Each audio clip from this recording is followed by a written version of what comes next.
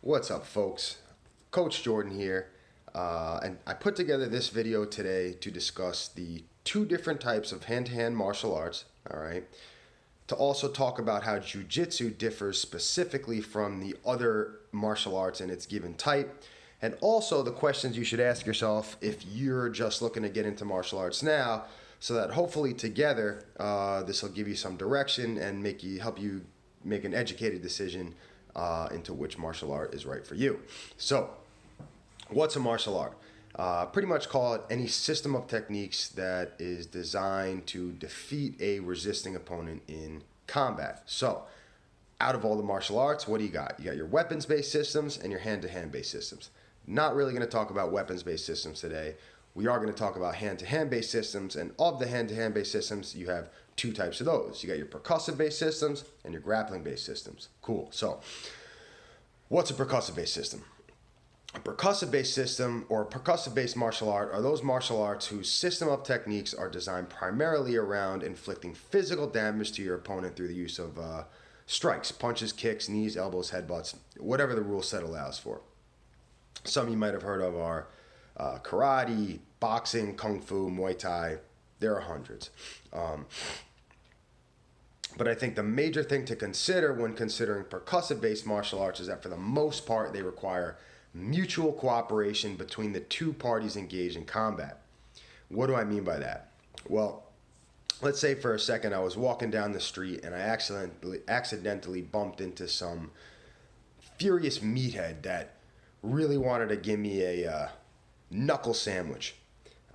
If I were to, for example, protect myself, close the distance and hug him, or take him to the ground, even better, his punches and kicks really wouldn't do any good. Similarly, if I were to just run away, he could not do much damage to me with punches and kicks without first holding me down and controlling me. And that's where grappling-based martial arts come into play.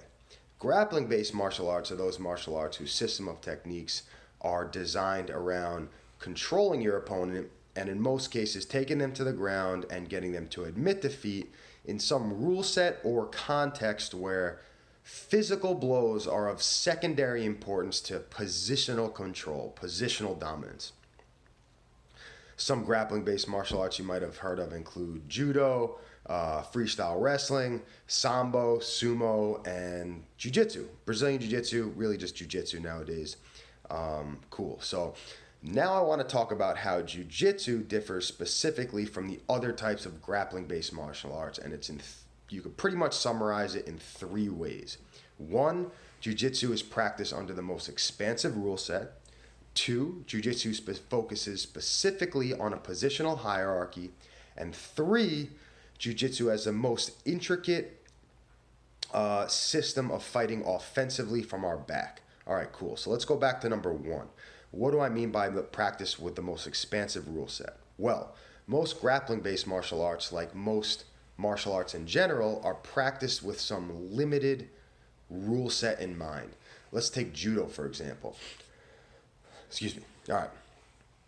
Judo is the art of taking your opponent to the ground using upper body holds wearing a gi or kimono designed for combat. Freestyle wrestling is the art of taking your opponent to the ground using both upper and lower body holds wearing basically nothing, like a singlet, but nothing that you could grab on. Sambo is taking your opponent to the ground wearing a gi top, but like compression shorts, with a bit more of a focus on submissions. But in any case, they all pretty much are practiced with some limited rule set in mind. Jiu-Jitsu is practiced both gi and no gi, involves not only taking your opponent to the ground, but allows doing so with upper body and lower body holds, focuses specifically on controlling your opponent on the ground, is practiced in a sport and MMA context, meaning sport being without the use of strikes, MMA or self-defense with the use of strikes. All right. So jiu-jitsu really encompasses the whole gamut of of rule set. Really, basically,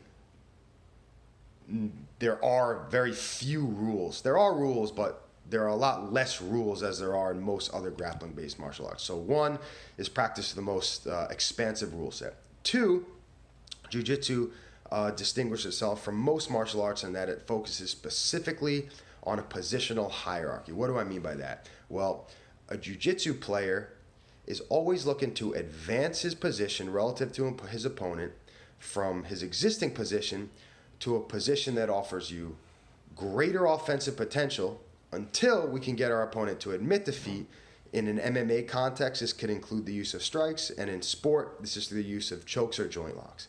And I'm going to put together another video specifically on the understanding the positional hierarchy. I'll link it below, but in the meantime, just know that Jiu-Jitsu has a very clear positional hierarchy that offers the attacker increasingly greater offensive control as we advance through that positional hierarchy. And finally, the third thing that makes Jiu-Jitsu different is that we have a super intricate and detailed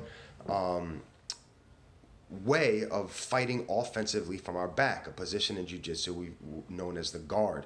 And this is definitely something that's unique to Jiu-Jitsu. It's not something that catch wrestlers focus on. It's not something that Western wrestlers focus on. Judo players, really it's not something that any other grappling martial art focuses on.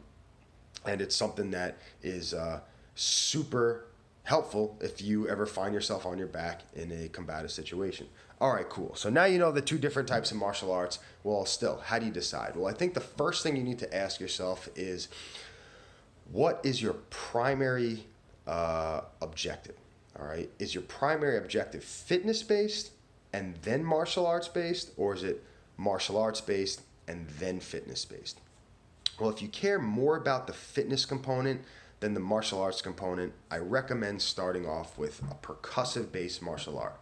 The reason being is it's typically a lot easier to get on the mat from day one, have a good time, have an excellent workout, and get an instant gratification with a percussive-based martial art than it is with a grappling-based martial art, because grappling-based martial arts are typically a lot more broad, complex, and technical, and typically take a little bit longer to actually receive some gratification. All right. Okay, cool. But what if your objective is actually martial arts based? Well, then I think it's important to ask yourself, is it martial arts based because you, from a practicality standpoint or sport standpoint? Meaning, do you really care do you care mostly about the sport or its application in a real life scenario? Well, if you care mostly about the sport, then, which I think is great, typically folks have a natural inclination towards one or the other, meaning they just, without really having to think much about it, think percussive-based martial arts or grappling-based martial arts are cooler. And in what I recommend is just going with that. Go with what you think is cooler and focus on that first, develop a foundation, and then if you want to go into the other one, do that. All right, well, what if it's practicality-based? Meaning you really care about your ability to use the martial art in a real-life context. Well, you have to think about what context. For example, are you a woman and you want more confidence in your ability to defend against a male aggressor in an environment where you cannot escape? Well, if that's the case, I would definitely recommend Jiu-Jitsu, because the likelihood of a female being able to do significant enough damage to a male with punches and kicks in a scenario where there's adrenaline, enough to get a male to back off, is unlikely. So really what you got to do is you have to use leverage and positional control to get that male to get unconscious, basically take their back and choke them out. And that's going to be Jiu-Jitsu. All right, fine. Well, what if you, for whatever reason, are concerned with having to walk through dangerous neighborhoods at night and you face the realistic possibility of having to fight multiple attackers at once? Well, I would agree in that situation that you really don't want to go to the ground. You really don't even want to take much time grappling with somebody. You really just want to dispatch your opponents quickly and get the hell out of there. But here's the thing. the likelihood of one of those attackers in that situation having a knife is probably high. And in that case, your punches and kicks probably aren't going to do much good either. You're going to need to know how to control your opponent and then disarm the knife, in which case we're back to jiu-jitsu. You got to know how to control your opponent. And jiu-jitsu, unlike most weapons-based systems, actually allow for you to pressure test your techniques against live resisting opponents on the mat. So if you want to know how to defend against an attacker with a knife, what I recommend is training jiu-jitsu on a regular basis and then get Burton Richardson's DVD on Jiu-Jitsu for Knife Defense, which I'll link below, and practicing those techniques not only on a cooperating partner but a resisting partner, either on some mats at your house or at the gym that you belong to. All right, cool. So that pretty much sums it up, guys. You got your percussive-based martial arts, your grappling-based martial arts. Percussive-based martial arts pretty much require mutual cooperation. Grappling-based martial arts are those martial arts who focus on controlling your opponent in a context where physical blows are of secondary importance, all right? Jiu-Jitsu differs from most grappling-based martial arts in three primary ways. One, it's practiced the most expansive rule set. Two, it focuses on a positional hierarchy. Three, it has the most intricate system of fighting offensively from your back. When deciding which martial art is right for you, you have to ask yourself, are you primarily fitness-oriented or practicality-oriented? If you're fitness-oriented, start percussive. If you're practicality-oriented, ask yourself, is it from a sport perspective or a real-life scenario? If it's a sport perspective, do what's cooler. If it's a real-life scenario, pretty much jiu-jitsu all the way. Questions, comments, leave them below. If you like, share. Please subscribe. You'll get more stuff like this. And catch you guys later.